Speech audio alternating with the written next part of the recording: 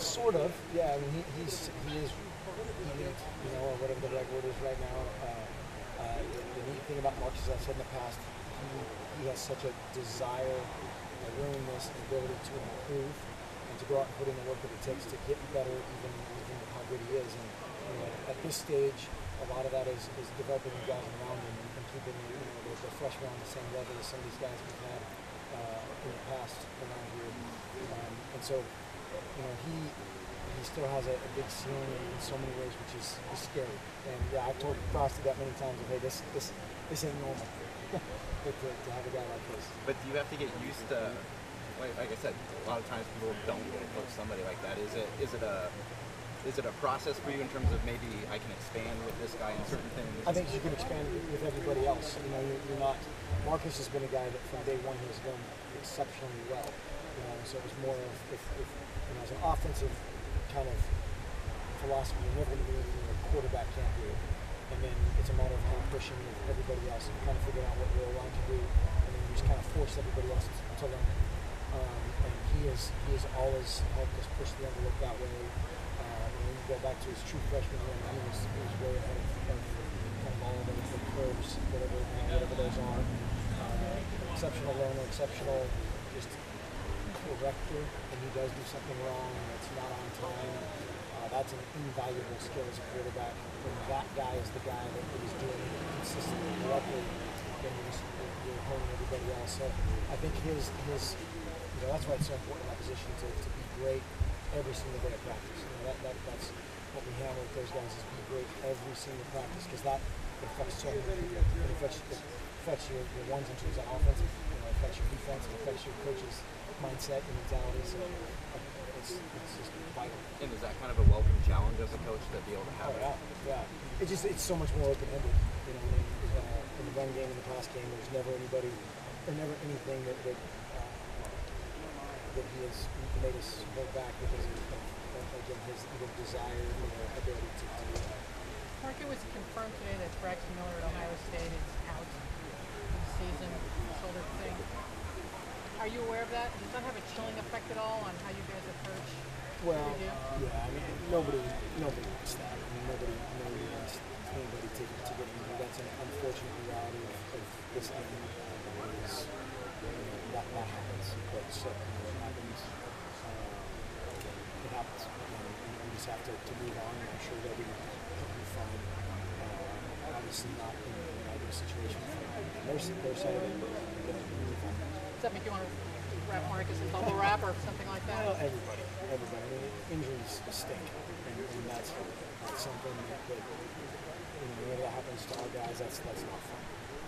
Mark, you talked about Marcus and obviously what he brings to the squad. What about on the other side of the ball? Efo, the senior, does he bring those same leadership qualities, and how has he stepped up in that role? And has he changed much this year? He hasn't changed much this year, and that's in a really good way. I mean, he's been probably a little bit more vocal. Efo's a much more naturally vocal leader, than certainly Marcus is, just as the temperament and mentality. But he's done a great job.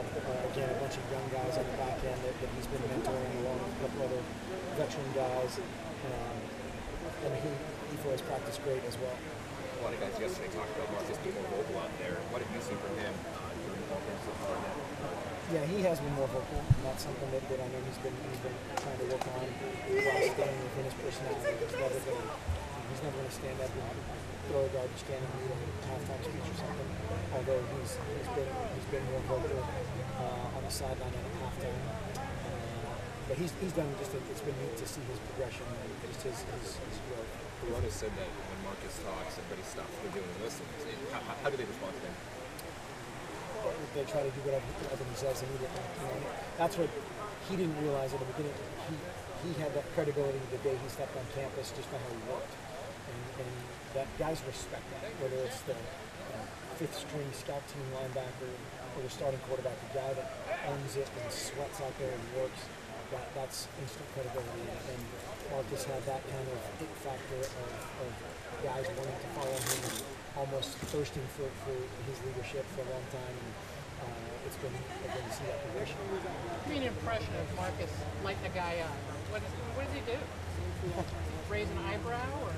No, it depends. I mean, Marcus has a really good feel for, sometimes that's yelling at a guy. Sometimes that's walking over and putting your arm around him and talking him through it. But that's all kind of the psychology of leadership that I think he's in the upper division level as far as that goes. You said you're looking for execution this week, and how is it coming with execution? It's been, he had varying levels of execution throughout today's practice and varying levels of execution. I think a couple of days ago we talked about that. And it's about that time in camp where that's still a part of it. When we hone in any form, whether it's offensively, defensively, on special teams, and really, kind of do something that we think our guys are pretty confident in. They're executing well. It's certainly not where we want it to be. We want, perfection. But when we get through fall camp, I think that'll think and sort itself out when you're not getting as many reps from everybody. What are you looking for out of the second scrimmage? Just guys to compete again. We'd like to clean up our tackling from a defensive standpoint a little bit sloppy toward the end. It was decent in the beginning and in the middle. Offensively, just different guys in different roles, how we've kind of plugged them around in different spots.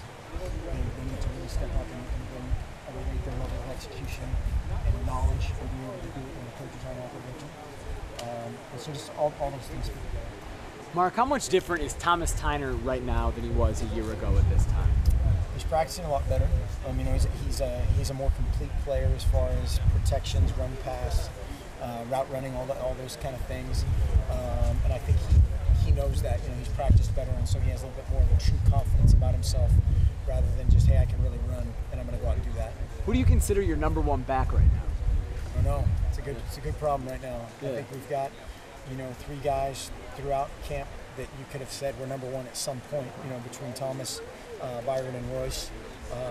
But that'll play itself out. Is Royce legitimately in that discussion as a true freshman? Well, that's what I meant by throughout right. various points. He's had some great days, and he's had some days where he looked like a freshman. But he's been competitive. He's been exceptional on special teams, and he's another fun guy to be around because he's a quiet, just worker, grinder, team guy. Was that a surprise for you, or did you expect him to be in the mix when he came here? We kept saying right before fall camp, we hope he's exactly what we think he is, and he's been that. He's been exceptional. He was a guy all throughout recruiting, all throughout the offseason, leading up to when they reported. Very, very humble, quiet guy. Yeah. But when he had the ball in his hands, it looked really good, and just a great guy to be around, great smile. So really looking forward to his career for many reasons.